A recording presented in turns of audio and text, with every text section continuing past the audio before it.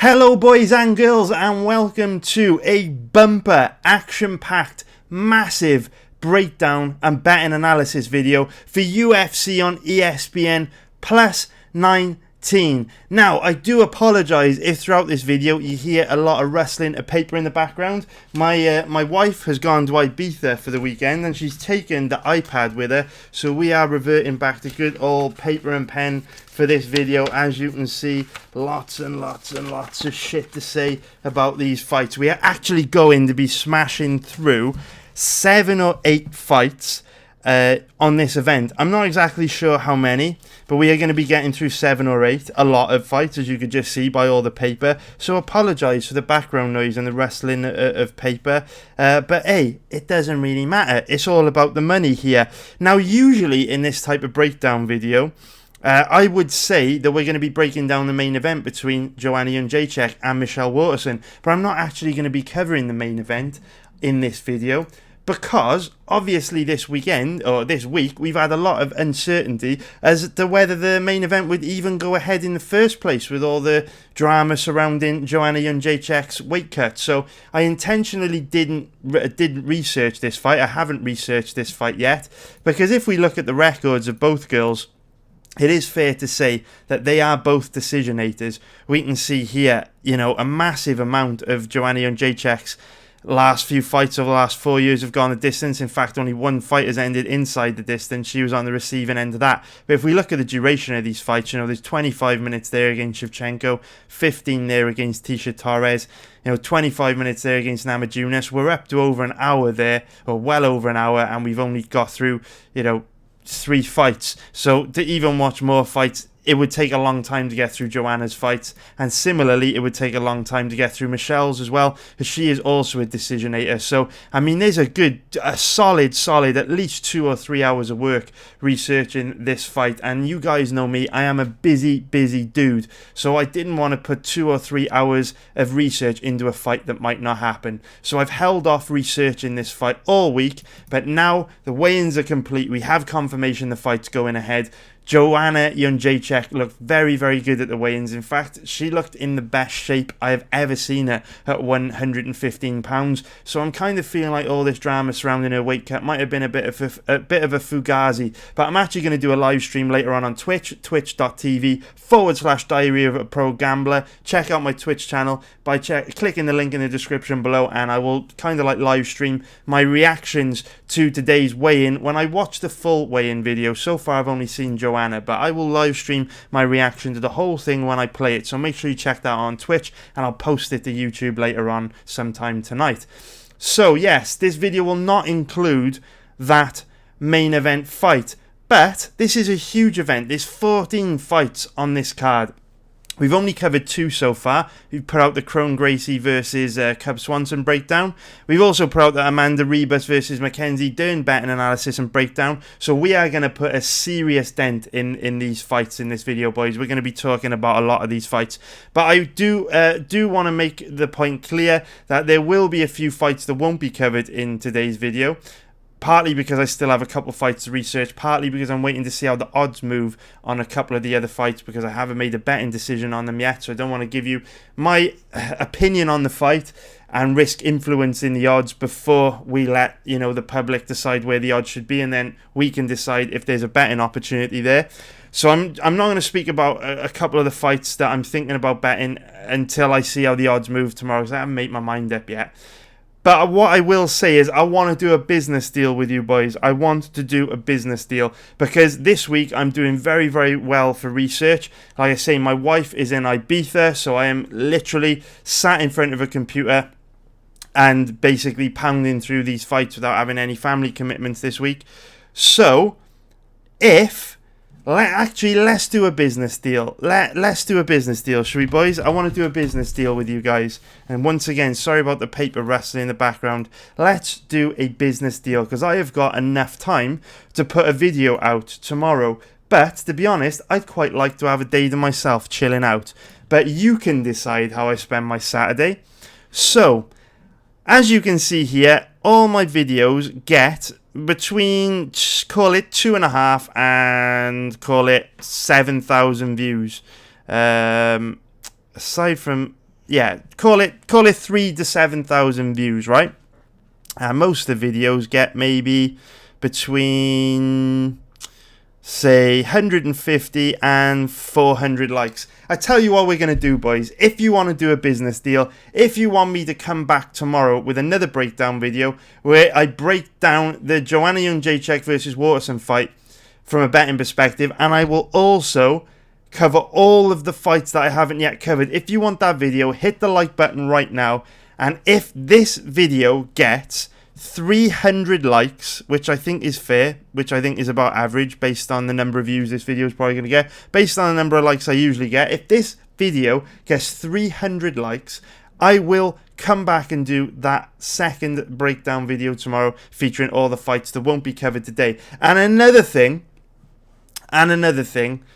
you should hit the like button now, straight away, because as soon as I get 300 likes on this video, as long as I'm not asleep, I will come back and do this video, which means if I don't get 300 likes until 2 hours before the event, I ain't putting the video out until 2 hours before the event. But if tomorrow when I wake up, I have 300 likes on this video, the first thing I will do is record a breakdown video with the remaining 4 or 5 fights from this card. If the video doesn't get 300 likes, and I'm low-key kind of hoping it doesn't, I will just sit in my pants, eat pizza, and play FIFA all day. And I haven't done that for a very, very long time. So, boys, if you want to ruin my weekend, hit the like button.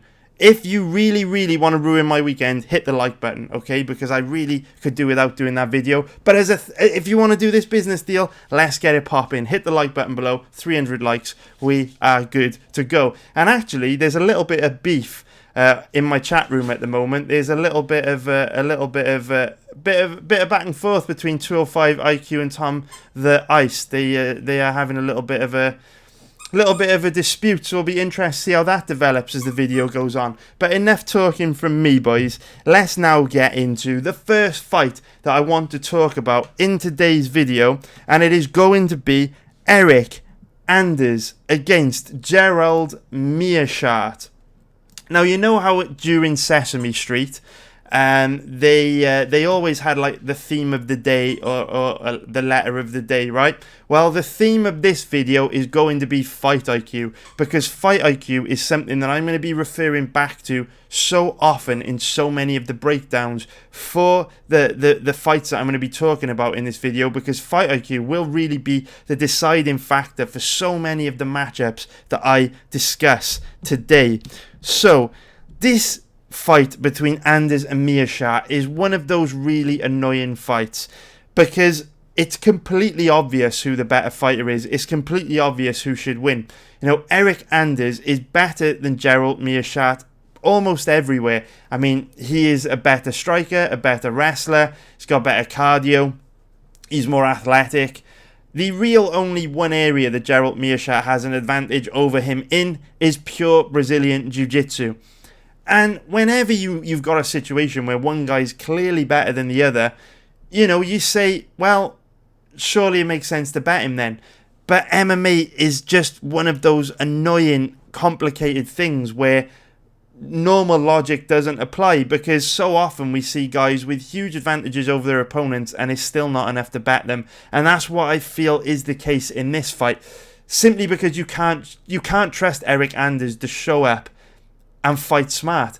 I mean, if we look at Eryk Anders, right, let's first of all, you know, take a look at his recent performances, really, and they do tell a story as to how difficult it is to trust this guy, because we know Anders is a strong offensive wrestler, and yet when he fought Khalil Roundtree, a guy with absolutely no takedown defense, we didn't see Eryk Anders fully commit to a single takedown in 15 minutes, and he ended up just getting outstruck and losing a kickboxing match, which made absolutely no sense. And it just highlighted how I don't want to call him dumb, because that's straight up disrespectful, but Eryk Anders just doesn't fight smart, okay? We saw in Roundtree's fight a few weeks ago against Ion Cutelaba, this guy has no takedown defense and no ground game. Cutelaba took him down with ease and dominated him on the ground. Eryk Anders could have done the same thing, but he chose not to. Didn't shoot a single takedown. in 15 minutes, and he was equally dumb. I called him dumb. I didn't mean to call. I wasn't going to call him dumb. He's not dumb. He's just not a very smart fighter. Against Elias Theodorou, he lost a split decision. He started the first round very slow and got outpointed. Had Elias Theodorou hurt very bad in the second round, Theodorou was tired, he was hurt. Anders could have cranked the pace up, got aggressive in round 3 and won this fight comfortably. Instead, he did absolutely nothing in the third round, got into a staring contest and ended up losing a close split decision. Again, fight IQ cost him. Ironically, the best performance we've probably seen from Eric Anders was against Thiago Santos, but he took the fight on like a week's notice and took a lot of damage and got finished in the third round there. Looked very, very tentative against Tim Williams, landed a Hail Mary knockout in round 3, but it was a relatively close fight up until then. And again, against Lyoto Machida, got into a 25-minute staring contest and lost a split decision. So Eric Anders is a guy that when you see him at favourite odds is never really a guy you can bet, because you never know what version of him is going to show up and perform. He's very inconsistent. You know, if we look at his current odds, average of around about 1.63. Move the paper off the keypad, that's going to be a bit of an issue. Let's put the paper up by here. Move the stream deck out the way. Sorry about this, boys. Much prefer the iPad. Page 1 out the way. Let's get rid of that down there. Okay, so you look at the odds at the moment on Eric Anders, 1.63, which is minus 159 for an implied probability of 61%, which means in order to gain any value on Anders here at all, you've got to cap him at around 66 to 67%. That's difficult to do because of how inconsistent he is and because of how bad his fight IQ is. But at the same time, you know, Meerschaert definitely isn't the kind of guy that you want to be betting on. If we look at his odds of 2.35, which is plus 135 for an implied probability of 43%, it's hard to bet Meerschaert here because we absolutely know that Anders is better than him almost everywhere. So if Anders does show up and perform to his full potential, like he did against Thiago Santos, he's going to absolutely smoke Meerschaert. And Meerschaert also has really bad fight IQ. I mean, he easily gives up takedowns. He wants to fight on the ground, so he's always pulling guard.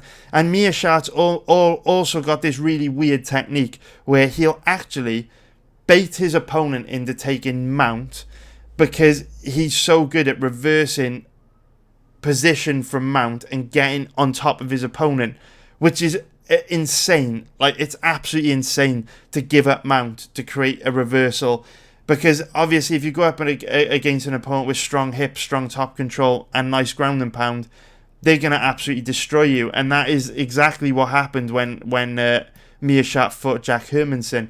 He gave up mount to Hermansson, expecting him to be able to reverse from mount like he's done to everyone else. But Hermansson wasn't having any of it. He showed really strong hips and ended up inflicting massive amounts of damage on Meerschaert from top position for eventually getting the submission. So this is just an absolute car crash of a fight. Anders has the advantage everywhere, but you cannot trust this guy. He should win easily, but at the end of the day, we said the same thing about Roundtree, and then we watched him not shoot a takedown in 15 minutes. We said the same thing about the fight against Theodorou. You know, just not the sharpest tool in the box. So this is a clear and obvious pass for me. I'm very, very sorry to be boring, but I like money, and there is no way that I would trust either of these boys with my hard-earned cash. And I think that just about covers everything on that fight.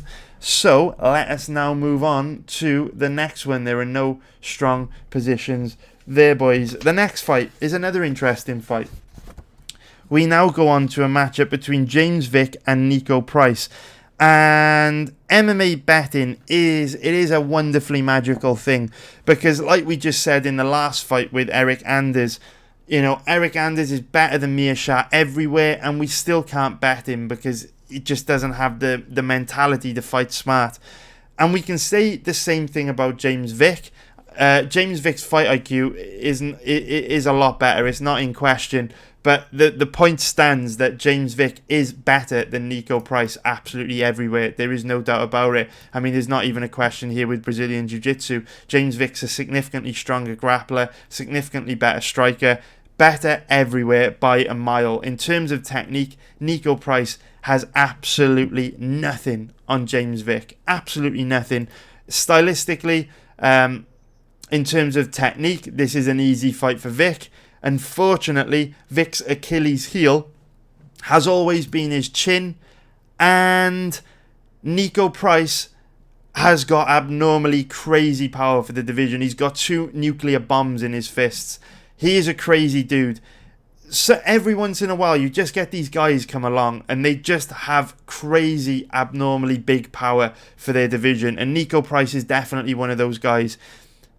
When Niko Price hits his opponents, they have a look in their eyes like they've never been hit that hard by a guy that size before. And that makes it very difficult to bet on Niko Price fights, because whenever you research one of his fights, you can see that he's a very low level striker with sloppy technique, terrible grappler. We're talking white belt level on the ground, no takedown defense, and yet he's always capable of winning because of how dangerous he is. I mean, we referred to the Tim Means fight multiple times on this channel. Tim Means was a fighter that I bet big. Tim Means was one of my biggest losses this year. Because if we look at it, Tim Means has had over 40 pro fights. In those 40 pro fights, he had never been knocked out. We've seen Tim Means fight some huge hitters and eat absolute bombs from them and smile back at them. Tim Means' chin is outstanding. It's never been in question.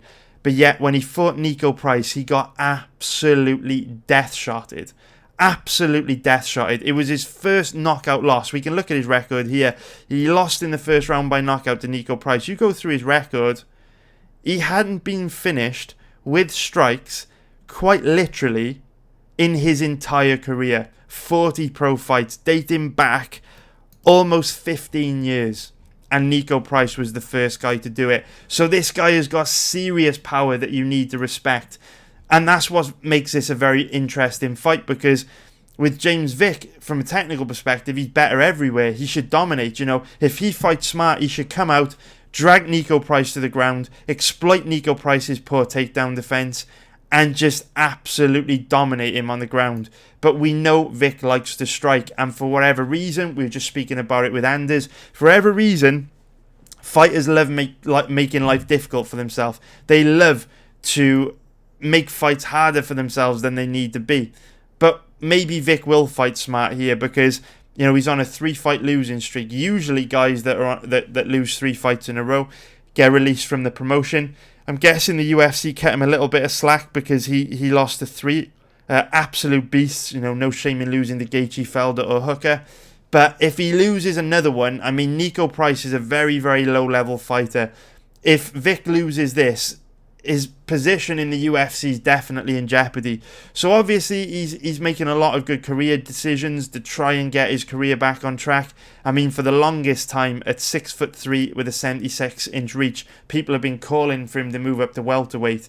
And it's long overdue, because he always looks like death at the weigh-ins. He always looks like absolutely terrible at the weigh-ins.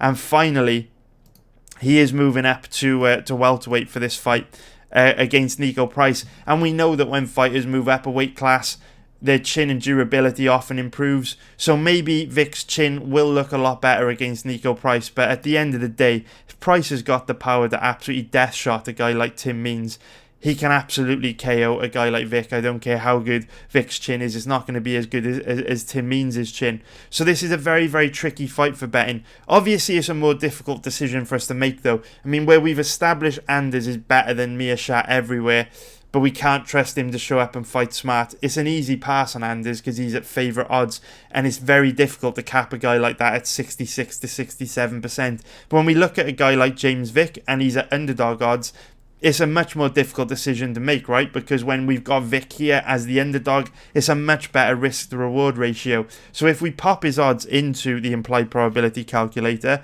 which is 2.25, which is plus 125, that gives Vick an implied probability of 44%. Now, in order to get value on Vick, you'd only have to cap him at around 50%, which is obviously completely different from what you'd need to cap Anders at. And that's interesting to me. Vick is very tempting because, like I say, he is better than Niko Price everywhere. But the way I look at bets like this is it really doesn't matter how much value you're getting here. If Niko Price marches across the centre of the octagon, lands an absolute nuclear missile of a bomb on Vick's chin and knocks him out, it doesn't really matter how much value you're getting because your money's dead in the water. And this isn't like roulette or coin flips where if you get value on a particular payout, you can just continue to repeat that process over and over again for a long period of time until eventually you get into profit. It's not the case with sports betting. It's not the case with MMA. If you lose money on James Vick this weekend, your money's dead in the water. Those boys will never fight again under the same circumstances, in the same arena, at the same odds, after the same training camp, at the same stage in their career. So you lose, your money is gone. You never get an opportunity to get it back. So that theory of, constantly over a long period of time putting your money in these marginal situations and eventually you'll be guaranteed a profit, it's all horseshit and it's not based on reality. You can read all the Pinnacle Sports articles you want. The vast majority of guys that preach that mindset, that preach that philosophy, and not professional gamblers. They don't pay their bills with profits from gambling. So take it from someone that knows what they're talking about. That's a risky game to play. Now, for me, is there mathematical value on James Vick? I mean, it's very difficult to say. I mean, how do you cap a fight where one guy absolutely has the power to kill the other man dead with one shot, even though he's outmatched from a skill perspective everywhere? I find it very difficult to accurately cap fights like this. Is it 50-50? It is very difficult for me to say. And because I can't accurately cap this fight, it is a clear pass from me. In order to bet a guy like Vick here, I would need to be getting a very good deal. I would be looking at, for me, if I was getting 3.0 on a guy like Vick, which is plus 200, for an implied probability of 33%, even though I'm struggling to cap that fight, I would be happy to take those odds. I'm thinking, well, Vick's better than him everywhere. Even if he gets knocked out, this is still a good risk to reward ratio for me to take this bet. But I honestly think there's a very significant risk that Vick gets knocked out, and that's why I'm not interested in betting him at an implied probability of 44%. At the same time, I'm not interested in betting Niko Price for the same reason that I'm not interested in betting Gerald Meerschaert. I would never bet on a fighter that is second best from a technical perspective almost everywhere, and that is why that fight is an easy pass for me, boys. Sorry again to be boring, but I like money. I don't like losing. I actually like money. So when it comes to bullshit fights like this, the smartest thing you can do is pass, and another one bites the dust. Oh no, I've got rid of my first page of the next breakdown. Fuck no, boys. We're back. We've got it. We're going to be doing Devin Clark against Ryan Spann. Ryan Superman Spann, is that his nickname? It is. Ryan Superman Spann against Devin Clark. And remember that we said, Fight IQ would likely play such a big factor in so many of the fights we're going to be discussing in this video.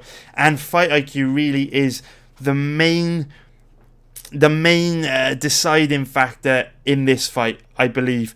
Because both these guys have significant weaknesses that the other guy is pretty damn well equipped to exploit. And I'm actually going to show you a fight video for this fight. I'm going to show you one of Ryan Spann's past fights to show you what I mean, because I'm very conscious that when I pass on all these fights, people get frustrated. They think it's lazy. They can't understand the reasons why I'm not betting like 5, 6, 7, 8 fights per card. And that's why I really like those live research videos that I've been starting over the last couple of weeks, because people can actually see with their own eyes what I am seeing, and then they can kind of rationalize why there are just no bets on many of the fights that we talk about. So I do have a little clip of Ryan Spann that I want to show you, which will highlight why this particular fight is a very difficult one for betting.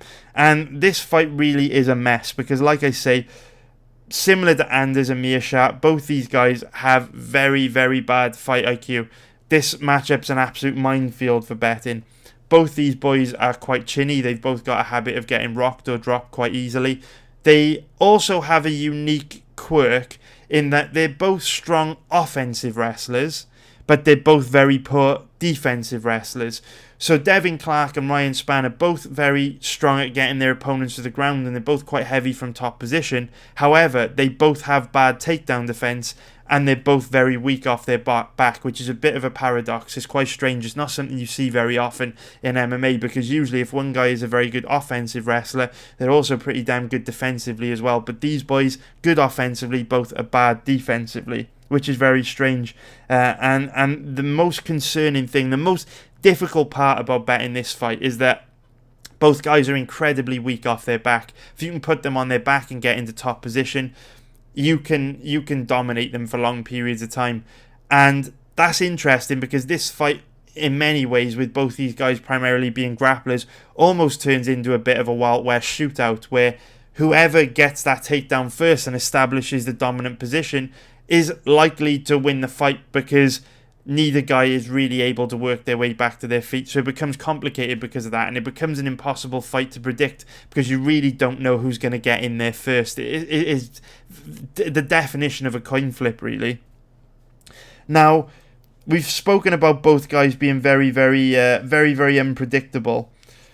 Both guys also have quite wild and reckless striking. It looks very different, but they're both equally reckless. With Devin Clark, you'll see him blitz in with his chin high up and expose his hands down low as he works for takedowns and looks to get his opponent into the clinch. With Ryan Spann, and I'll show you a video of it in a minute, you just see him throw these like wild looping, wide open hooks, which makes his defense completely non-existent down the middle, which makes him wide open to big counters. But there are a couple of areas, I guess, where you can give, well, maybe one area. Let me see what we've got in my notes.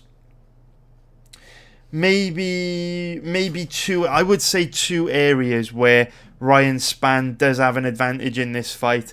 And I'm guessing that's possibly why he's the favourite, although for me they're not the biggest advantages.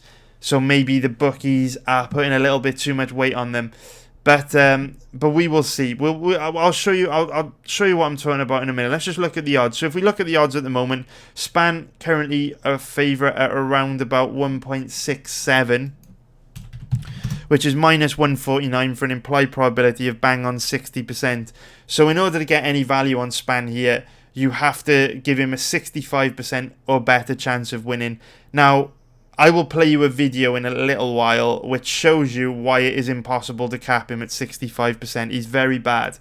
If we look at the odds on Devin Clark, just like with James Vick, it becomes a more difficult decision to make. So if we look at the odds on Clark, they're currently floating around about an average of 2.25, exactly like Vick, which is plus 125 for an implied probability of 44%. Now, in order to get any value here, you've got to cap Clark at least 50%, which I do think is reasonable. I'm guessing that the bookies have got Spann as a favourite for two reasons. The first reason is he has a very big size advantage. He's 6'5" with an 81.5 inch reach compared to Devin Clark, who's 6 foot tall with a 75 inch reach. So, you know, a good 6 inch reach advantage there and a good 5 inch height advantage. So, you know, at the weigh-ins, we should see Ryan Spann absolutely tower over Devin Clark. But unfortunately, like with a lot of abnormally tall guys, that height comes at a cost, because we know a lot of guys that are abnormally tall for their division, unfortunately they are cursed by having pretty poor balance, and ultimately as a result of that, bad takedown defense. And Ryan Spann's takedown defense is extremely bad. And you think of other examples of guys like Jalen Turner, Curtis Melendez, Stefan Struve, many guys are cursed that are tall with bad takedown defense. That's why when you get these unicorns come along, you know, like a Roosevelt Roberts, you know, like an Israel Adesanya, like a John Jones, these tall, lanky guys who are abnormally tall for their division, but they can still wrestle their ass off and have amazing takedown defense, that's when you know you've got a very special athlete. But unfortunately, many of these guys that are abnormally tall, like Ryan Spann, they're cursed with shitty takedown defense, and Spann's no different, and Spann also is very weak off his back. But I believe that's one of the reasons why they've got him as a favourite, because of the size difference. The second reason why I believe they've got him as a favourite, and this is a nice segue into the fight that I want to show you, is that Spann, even though he's not a very strong wrestler, he does obviously have these really long, lanky, thin limbs. And because of that, he's a very tricky submission grappler. Very slick submissions on the ground. Very nice, sneaky chokes. And Devin Clark doesn't have the best submission defense. I would actually say out of the two guys that Devin Clark is the stronger wrestler. But there's no doubt that Ryan Spann is the more dangerous grappler, and Clark's submission defense definitely a little bit shaky. But what I want to do now for you is show you a fight from Ryan Spann's past, and you will see why you cannot bet Spann here, but it may make you want to consider betting Clark. And after this fight's done, I'm going to summarize how I feel about this fight for a betting perspective, because I haven't entirely made my mind up yet. But we will play this fight now between Ryan Spann and Alex Nicholson, former UFC fighter. This took place back in January 2018, so about just over 18 months ago.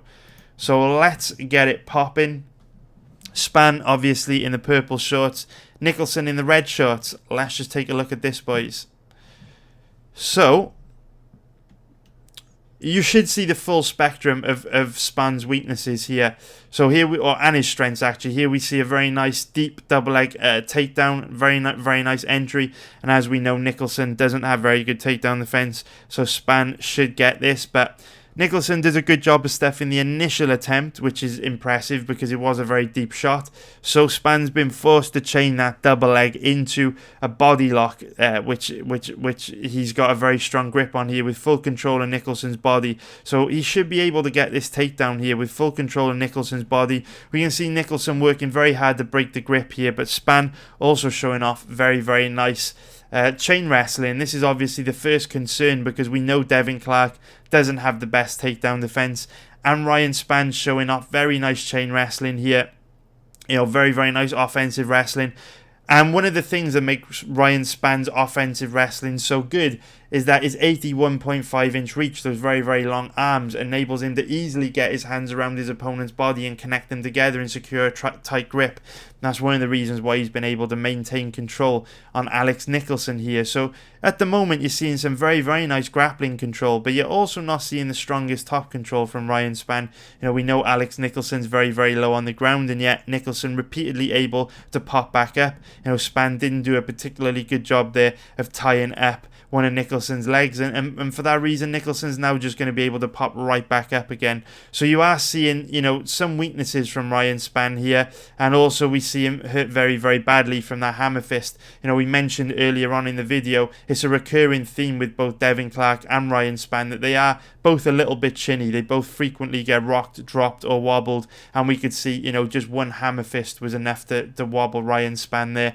Here we can see him taking tons of damage on the bottom underneath Alex Nicholson.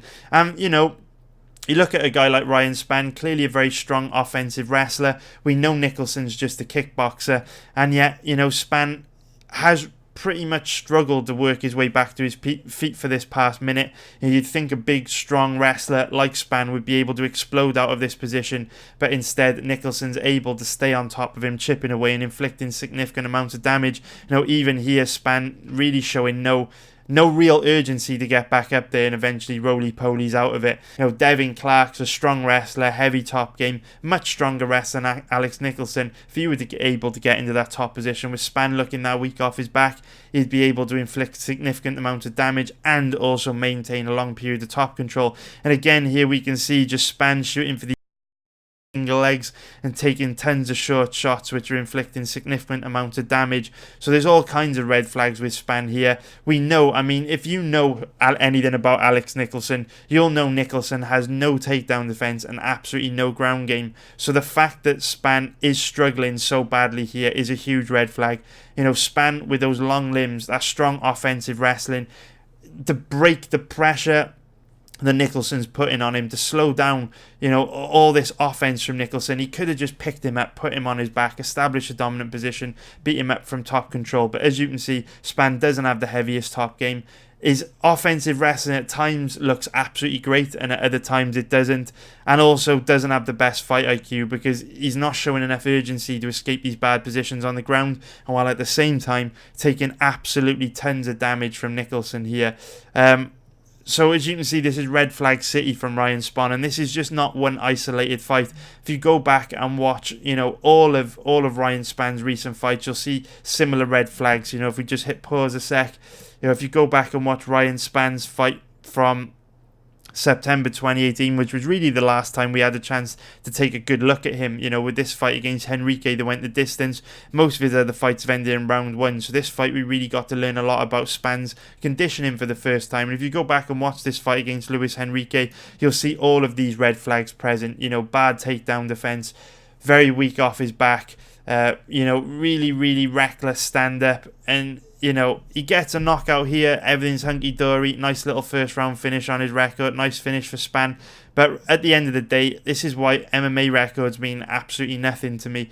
MMA records don't tell the whole story. Yeah, fights aren't fought on paper. They're fought in a cage. And Ryan Spann is not the kind of guy that you should ever be betting at favourite odds. But then the real question becomes, is Devin Clark worth a bet? Because Devin Clark hits very hard. He's a strong wrestler. Is Devin Clark worth a bet at underdog odds? And to be perfectly honest with you, I don't think Devin Clark's a bad bet. I really don't. I don't think Devin Clark's a bad bet. What I would say about Devin Clark is I don't think he's a great deal. And what I mean by that is, take our bet on Cub Swanson, for example, tomorrow against Kron Gracie.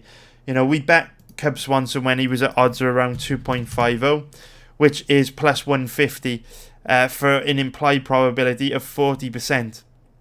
So I'm pretty confident that Cub Swanson should be favoured in the 50 to 60% range.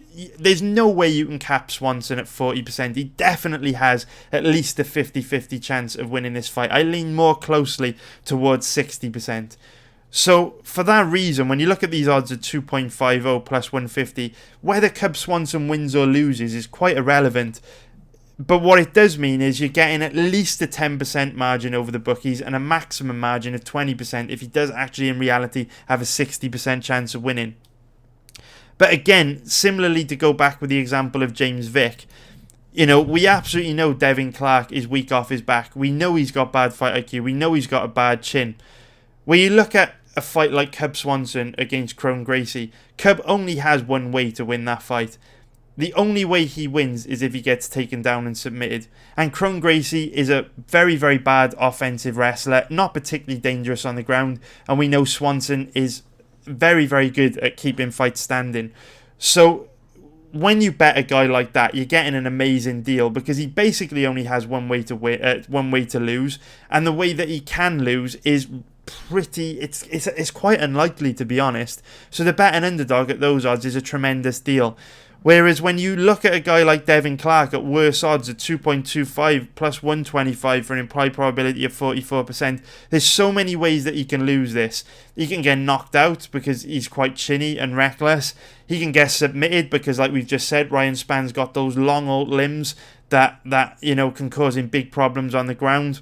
And he's also weak off his back, so if Ryan Spann does beat him to the punch and take him down and get into top position, it's very likely that he could get grinded out. So for me, is there value on Devin Clark again with James Vick? Probably there is, yes, mathematically. And because I feel it's less likely he gets finished, there's probably more value on Clark than there is on Vick. But for me, I'm not getting a very good deal. It's like, we won a boatload of money on Adesanya last week. Cub Swanson win or lose is a great bet this week. There's one or two rock solid bets I've already got lined up for next week. Why would I want to put my good hard-earned money at risk in shitty positions like this where, Devin Clark could come out, get a takedown, fall into a guillotine and get submitted within a minute? It's not really my cup of tea. So I'm not going to say I'm not going to say Devin Clark's a bad bet. Ryan Spann is a bad bet. Ryan Spann's a terrible bet. I'm not going to say Devin Clark's a bad bet. I'm going to say I understand why you would bet Devin Clark. It really depends on your risk tolerance. Personally, for me, it's not a good enough risk to reward ratio.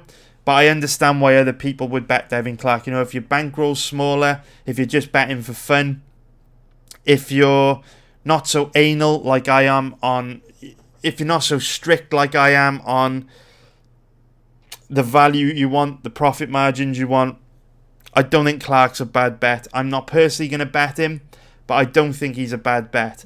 The discussion becomes different if the odds on Devin Clark continue to improve, and they have been improving. We see all the green arrows here on Devin Clark's odds. He opened up as a 2.65 underdog, which is plus 165. If Devin Clark were those odds, I would bet him in a heartbeat, because that would give him an implied probability of 38%, which is a million miles away from 50% implied probability, or 45% at worst, 50% probability or 45% probability at worst, which is pretty much where I do cap him personally at around 50%, somewhere in that region. That's a very nice margin. Win or lose, I'd be happy to roll the dice on that, and if he loses, I'd take it on the chin and be quite happy. I'd put my money in a strong position. But at odds of 2.25, it's not a personally strong enough position for me to be in. So 2.65 is what I would take. I doubt he'll get there. It's kind of a million miles away from what it is now, and it hasn't shown any signs of getting back up there. If it got to 240 though, which is a 2.40, which is plus 140, is that a bit more realistic?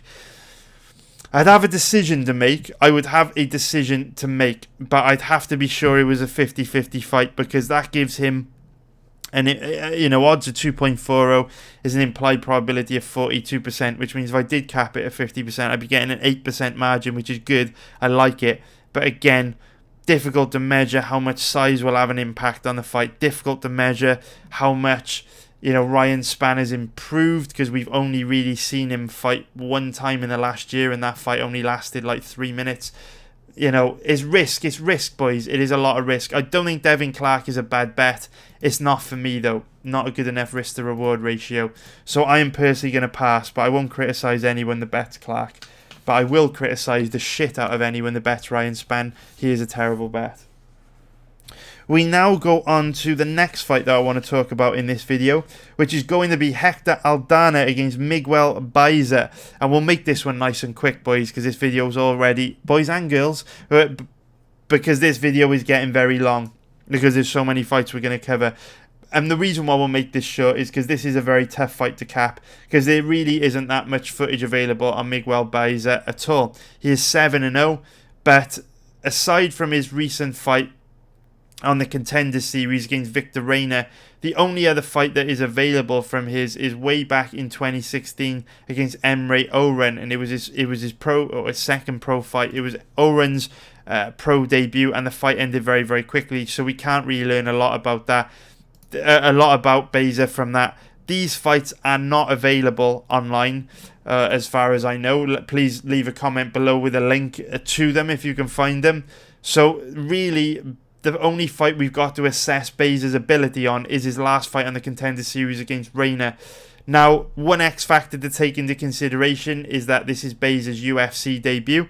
We know that a big percentage of fighters lose when they make their debut, but this is a tricky fight to cap, because from a technical point of view, Baeza's pretty good. Reasonably technical striking. He looks like a decent kickboxer. Reasonably strong wrestler, which could come in handy because Hector Aldana has like a pure boxing style, and if Baeza was to go to his wrestling, might be quite an easy night's work for him.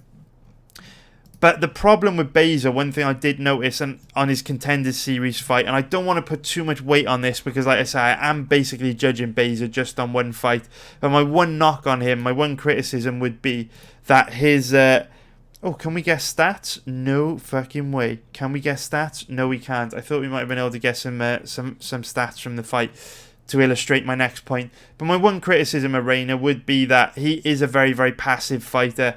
Doesn't really let his hands go, doesn't really land many strikes per round. I think on average he landed like maybe 10 strikes per round on average, 15 max. The reason why he won a unanimous decision was because he scored a couple knockdowns in 2 of the rounds, and Baeza, couldn't put a big enough, couldn't get back on track after that, because the knockdowns were by far the most significant thing to happen in those rounds. But it's very difficult. I don't want to be too harsh on Baeza for being passive and tentative, because he might have just been struggling to deal with Reina's style. You know, it was also a big fight for him. Who knows how much notice he had. You know, many of these guys step up and take these contender fights on just a week or two's notice. So I don't want to be too harsh on him for that performance. I don't want to judge Baeza just on one performance. But also I don't want to overstate his power. Yes, he did knock Reina down multiple times. But again, maybe Reina's just a little bit chinny. Maybe Baeza had his number. Maybe Baeza had his timing. Maybe he won't find it so easy against Hector Aldana. So it's a difficult fight to talk about, because there's a lot we don't know about Baeza. What we do know about Hector Aldana is that he's very tough, decent cardio for 3 rounds, can fight at a high pace for 3 rounds, absolutely no problem. He's probably going to get released if he loses this fight, which means he's got to show up and put in a good performance, or else he'll be looking for a job elsewhere. You know, if we look at the fight from a betting perspective, I have thought about betting Aldana. You know, if we pop the odds in, it is 2.80, which is plus 180 for an implied probability of 36%. You know, Aldana is tough. He is aggressive. He does land a higher volume of strikes per round than Baeza based on that Contender Series fight. If you're a super loose gambler, again, I'm not going to criticize anyone for betting Aldana, because we know a large percentage of fighters lose when they make their UFC debut because of octagon jitters. They struggle to compete. Struggle to compete under the bright lights of the UFC. So if Baeza looked tentative and passive on the Contender Series, it's likely he'll look tentative and passive again for this fight. So I don't begrudge anyone betting on Aldana. I'm not going to say he's a bad bet at all. I can see why people would bet Aldana. You can't bet Baeza because there's so much we don't know about him. But because there's so much we don't know about him, that's also the reason why I can't bet Aldana. In order to bet someone, it doesn't matter what the odds are. I need to be able to describe to myself their clear path to victory and my justification for betting them. And I can't do that with Aldana because we don't know enough about Baeza. So again, sorry to be boring, boys, but there's no bet from me here. I am going to pass because I like money. That is the theme of the video, right? We're not trying to be the smartest guy at the bar. We're not trying to hit fucking 12 picks out of 12 picks. We're not betting fucking 8 bets and parlays and props and all that bullshit. No, no, no. None of that stuff appeals to us. All we're trying to do is improve our lives by making more money. And the way you can make more money in this game is only putting your money in strong positions. And unless I see strong positions, I don't put my money on the table. So we now go on to... Jesus Christ, I need a drink. Sorry about this, boys. Just going to take a very quick drink. This is an exhausting video. We've been going for almost an hour, and we've still got 3 fights to go. Jesus Christ, this is a big video.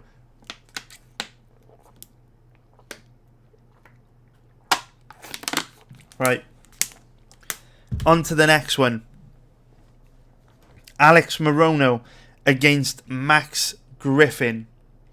And you know, at the beginning of the video where we did the business deal and I said hit the like button, if the video gets 300 likes, I will do another video tomorrow where I cover all the fights I haven't covered yet. And I said in that video I will be talking about a few fights that I'm still on the fence about. So there are a couple of fights that I'm thinking of betting right now, and I'm just waiting to see how the odds move over the next 24 hours before I make my decision.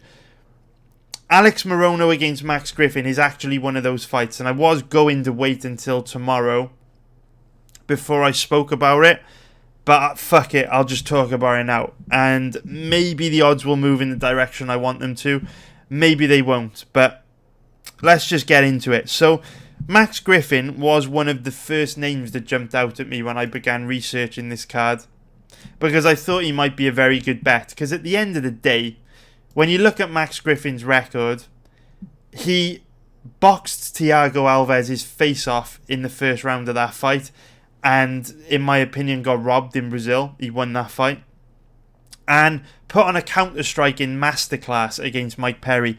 You know, Mike Perry played Max Griffin played the role of Matador beautifully in this fight against Mike Perry, stayed on the outside and just jabbed Perry to death and picked him apart as Perry came forward. It was a beautiful counter-striking performance, and very, very few fighters have the ability to strike effectively while moving backwards. It's an incredibly difficult skill, but Max Griffin did it superbly against Mike Perry. So when you see a guy like, you know, Max Griffin beating a guy like Mike Perry, and then you see him matched up against like Alex Morono, you're like, this is surely a good fight for him. This is surely a fight he should win easily. And Max Griffin's an interesting character, man. He is an interesting character. I was surprised that he was 33 years old. I thought he was a lot younger than that, because he still fights very much like an immature fighter that is struggling to find himself as a fighter. And what I mean by that is, when Max Griffin first came into the UFC, it was very obvious that he was a very good kickboxer. He's got a great jab, great footwork, very fast, very technical striking. And I mean, he needed it. Like, he beat Mike Perry in a stand-up fight, right? That's how good Max Griffin's striking is. Went the distance with Elizeu Zaleski dos Santos, who's no joke. This guy's a decent striker. But it also became clear that he had no takedown defense and no ground game. So Max Griffin did the smart thing, right? When you've got a serious weakness in one area as a fighter, you should address it. You should work hard to improve that weakness.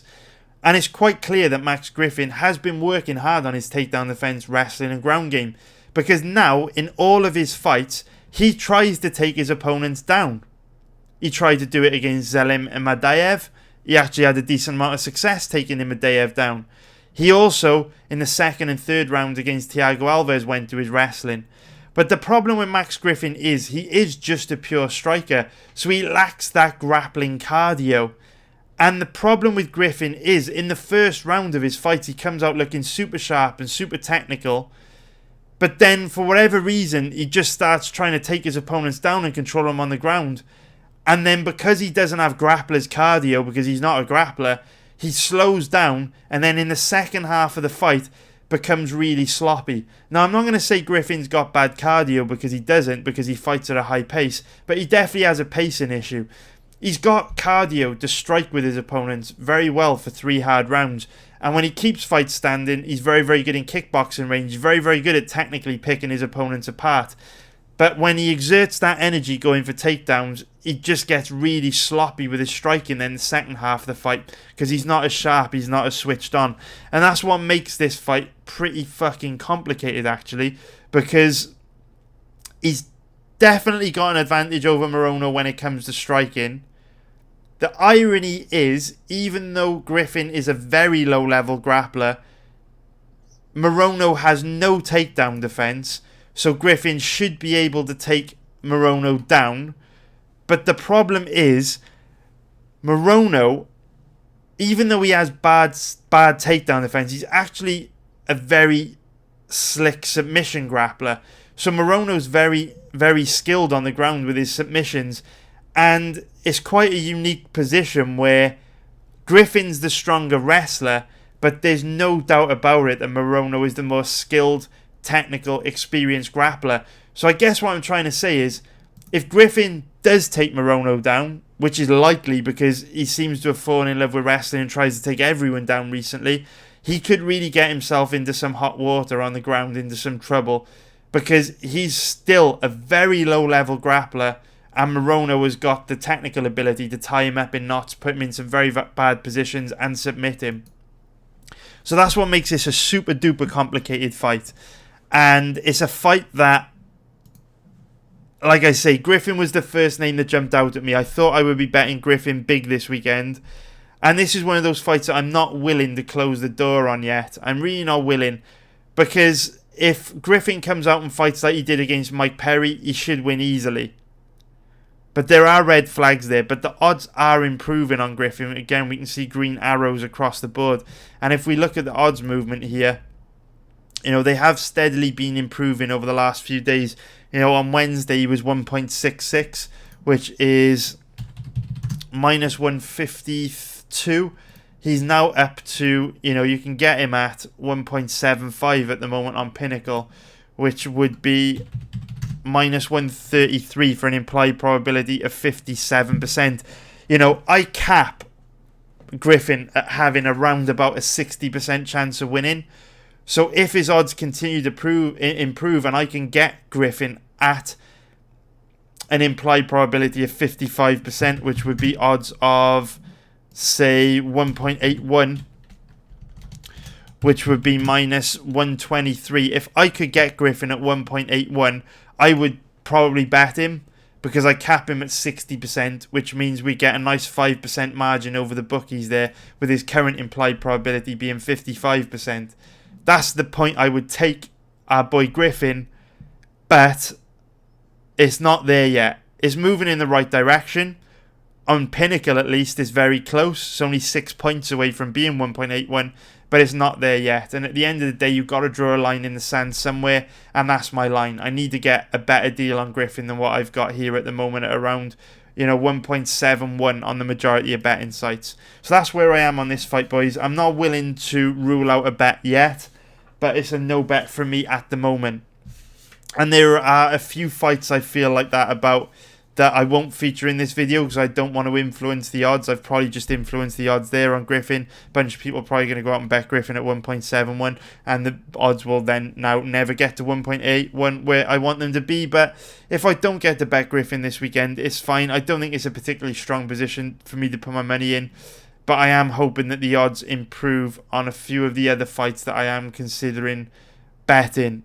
Maybe they will, maybe they won't. We will see. 2 more fights to go. What a marathon this is turning out to be. I'm out of breath, boys. I am out of breath. And also, we are covering a lot of fights that people feel very strongly about. And I am aware of the fact that I am busting through these fights very quickly, and I am missing out some key details purely because, when you're doing 7 or 8 fights in a video, you can't cover everything, or the video is going to be like 3 or 4 hours long. So I am skimming through these fights quickly, but please let me know in the comments below what you think about these fights. If you're betting them, let me know why you're betting them, and also let me know, what you think of the stuff I've said. If I've given you anything to think about, if you think I've missed out anything huge and significant that I should have talked about, leave it in the comments below, boys, and let me know. We now go on to the next fight. Ewell against Marlon Chito Vera. And personally, for me, this is an impossible fight to predict, because I will say I do agree with Vera being the favourite, but it's still an impossible fight for me to predict. I feel like the bookies have just set the odds right on this one. I feel like the bookies have nailed the odds. The way I look at this fight is quite an easy one to break down. So Ewell has got the advantage when it comes to striking, kind of, because he's got more of a traditional kickboxing style with good boxing, good kicks, lands a high volume of strikes per round. And Marlon Vera's style of striking is all kicks based, doesn't really have any boxing. So if the fight stays standing, Ewell should be able to outpoint him. The spanner in the works, the asterisk next to that, the caveat in all of that, is that Marlon Vera is very tough, and he's an explosive striker that has the ability to dash shot you out of nowhere. Like, Marlon Vera has flying knees, crazy head kicks, very explosive, very dangerous. So even though Ewell, from a technical point of view, is the better striker, he's got the skills to outpoint Vera. Vera, at any second, has got the ability to completely death shot him, land a bomb out of nowhere, and knock him out. So that's striking covered, right? Striking's an awkward one to break down, because you think, if it goes the distance, Ewell, if it goes the distance in a stand-up fight, Ewell's probably going to win by decision, because he will have outpointed Vera, right? But then Vera can land a dash shot and win inside the distance.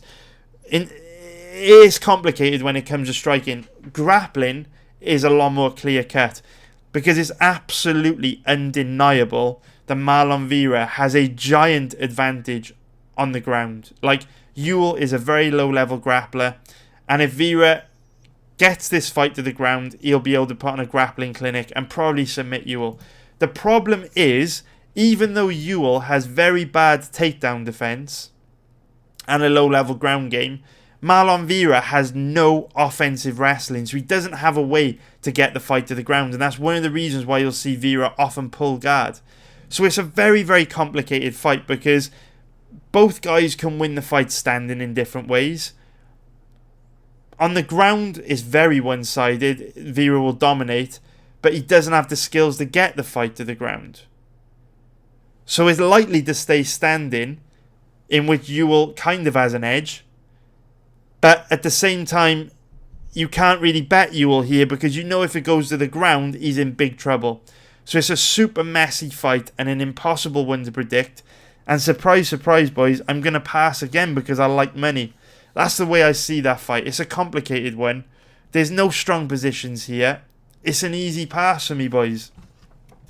And I know a lot of people feel strongly about that fight, but it's not one I'm interested in. It is not one I would be betting. That's not one of the fights that I'm tempted to bet, no matter how much the odds move. We now go on to another fight, which I guess I haven't ruled out betting. This is one of those fights where... Sorry, this is one of those cards where I feel I got a great deal on Cub Swanson. I feel that it doesn't matter whether Cub Swanson wins or loses this weekend. I feel he's a great bet. There's a lot of other fighters on this card that I want to bet. But at the moment, I don't feel like I'm getting a great deal on any of them. And that's giving me a bit of a headache. Because you look at Adesanya last week, right? You look at Adesanya. His odds all week are around about 1.91, which was minus 110, for an implied probability of 52%. I personally capped Adesanya at having a 70 to 80% chance of winning that fight. I was so confident he would get it done, which meant I had at least an 18% margin over the bookie. Because if his implied probability is 52% and you're capping him at 70%, that's 18%. Huge margin. Win or lose, it didn't matter what the result of that fight was. That was a super strong position for me to put my money. This week, I've got a bet on Cub Swanson at 2.50 plus 150 for an implied probability of 40%. At worst, this is a 50-50 fight. It is indisputable. I have no respect for anyone that favours Kron Gracie here. At worst, this is a 50-50 fight.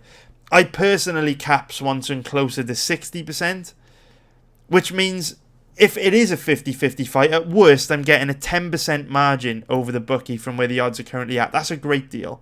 We'd get at least 18% on Adesanya last week, at least 10% on Swanson this week. It doesn't matter if these bets win or lose. These are massive margins. All the fighters that I want to bet this week are like really fucking close to where I cap them.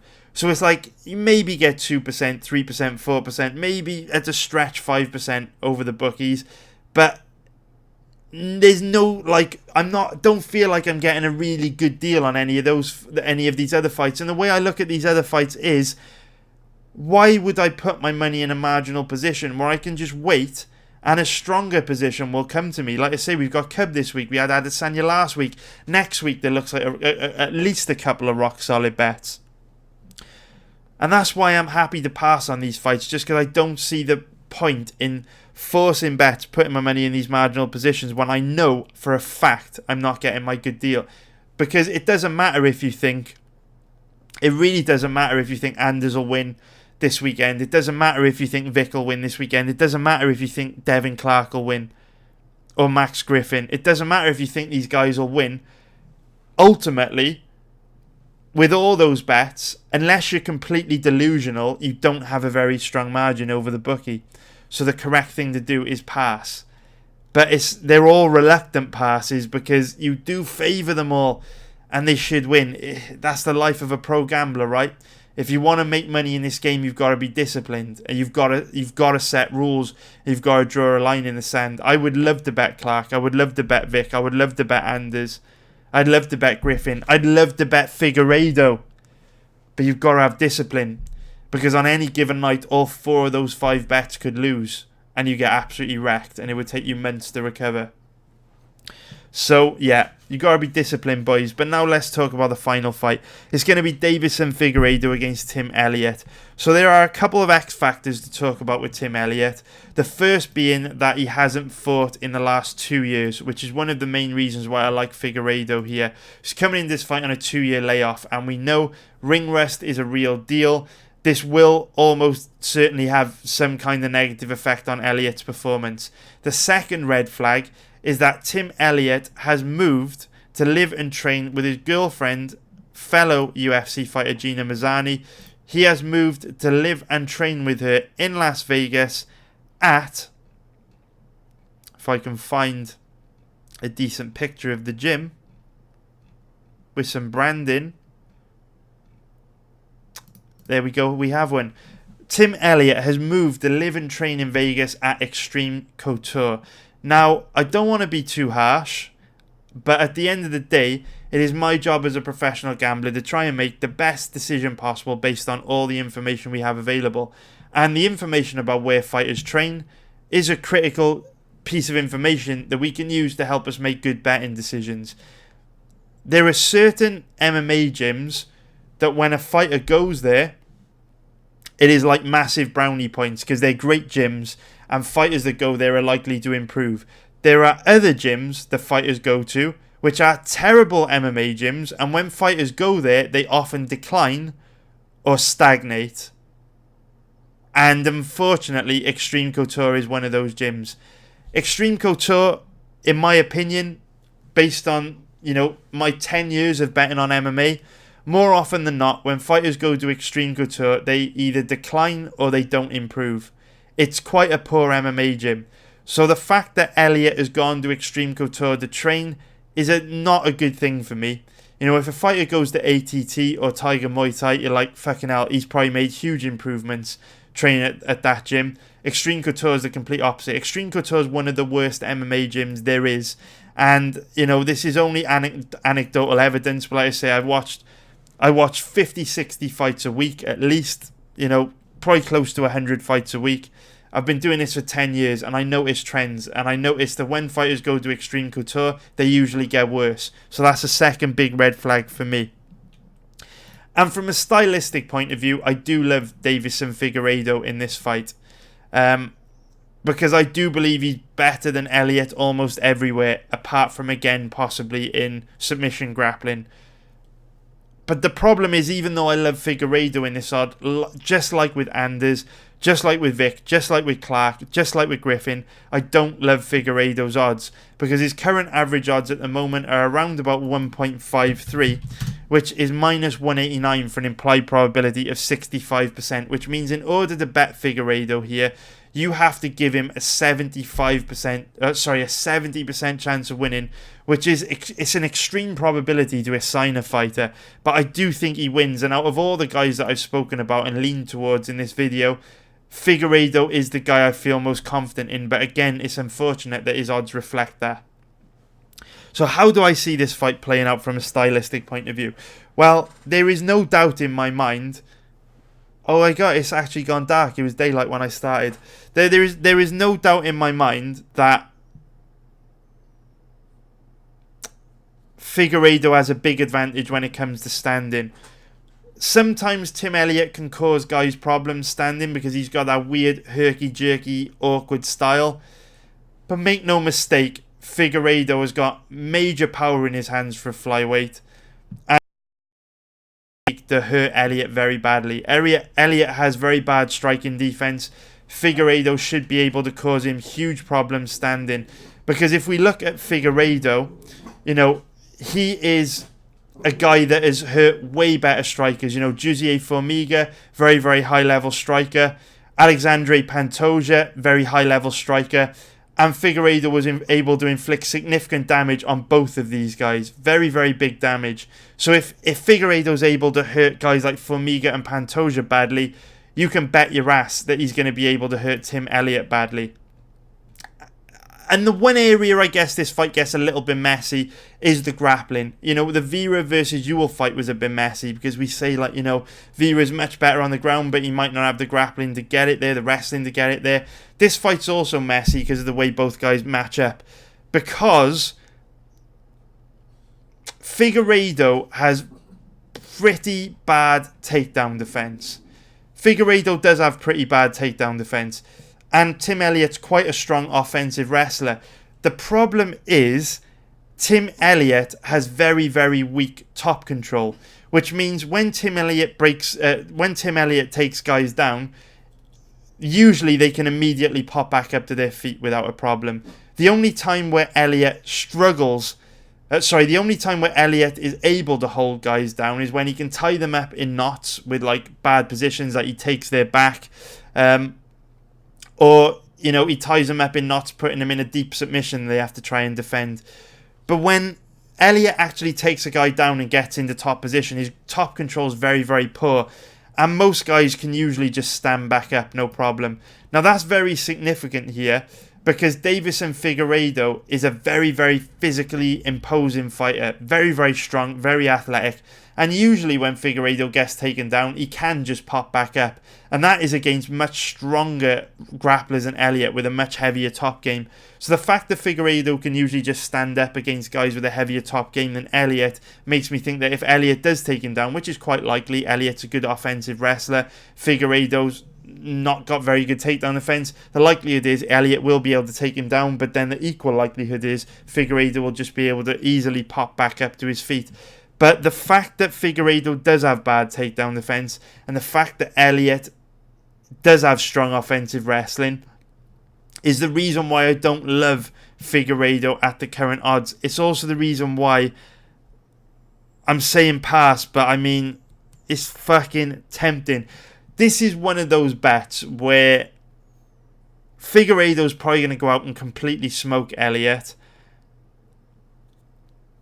And you'll regret not betting him, but at the end of the day, can you bet a guy with an implied probability of 65% who has no takedown defense against the guy that does have takedown good offensive wrestling takedowns? This is why these fights are so hard. They are hard. Because Figueiredo probably smokes Elliott. And you can see I'm struggling with this one, boys. You gotta be disciplined, though. You have to be disciplined. And I don't love the odds on Figueiredo because let's be real as well. Elliott is a very, very crafty submission grappler. Very, very slick on the ground. Unorthodox submissions. He could catch Figueiredo in something nasty on the ground. But ultimately, Figueiredo's a high-level Brazilian Jiu-Jitsu black belt. Big advantage standing. He should get this done. But you can see I'm struggling, boys. I'm struggling with a lot of these fights. I'll be completely honest with you. This is the end of the video now. I want to bet Eric Anders. I want to bet James Vick. I want to bet Devin Clark. I want to bet Deiveson Figueiredo. I want to bet Max Griffin. And there are a bunch of other fighters that I want to bet, which I will talk about in tomorrow's video. If you hit the like button and this video gets 300 likes. And to be perfectly honest with you, I can't rule out myself betting on any of these guys at the moment. And a bunch of guys that I'm going to be talking about if we do a video tomorrow if you hit the like button. I am not ruling out any of these bets at the moment. But I know at the current odds I'm not getting a good deal on any of these guys. And I want a good deal. Because if you wait, good deals will come to you. And again, we made a boatload of money on Adesanya last week. Swanson is one of the best bets of the year, in my opinion. Value for days.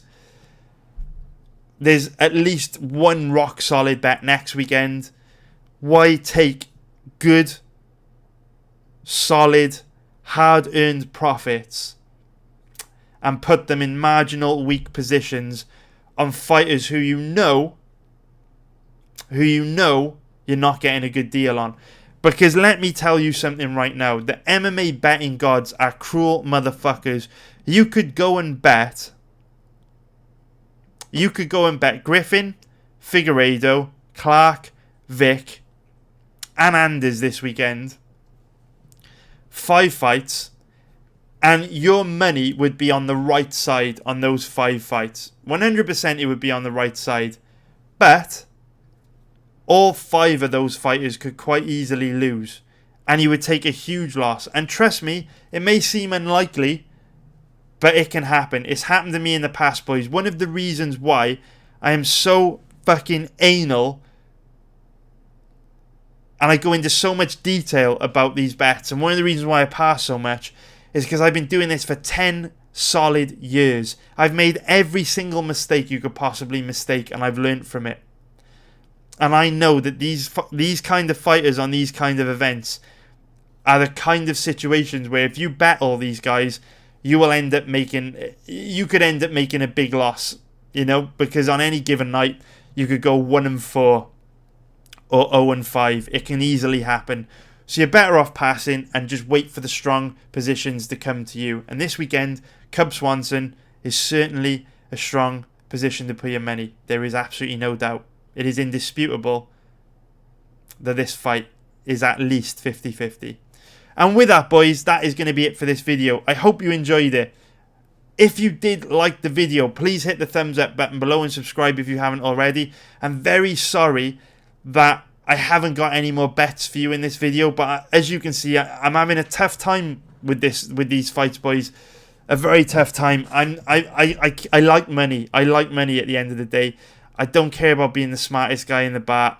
I just want to make money, and I know that if I bet any of the fighters that I lean towards that I've mentioned, if I bet any of those guys, I'm putting my money in a lot of danger. A lot more danger that I'm comfortable putting it in. And that is the reason why passing's the smart thing to do. But ultimately, you've got to stay disciplined and you've got to stick to your rules, because I'm up huge this year, boys. I'm up huge, you know, on pre-fight betting and live betting. And one of the reasons why I'm up so huge is because I'm disciplined and I'm strict, and I won't just go throwing money around when I know I'm only putting my money in marginal positions. So please take that advice. But at the end of the day, you're a big boy. You can make your own decisions.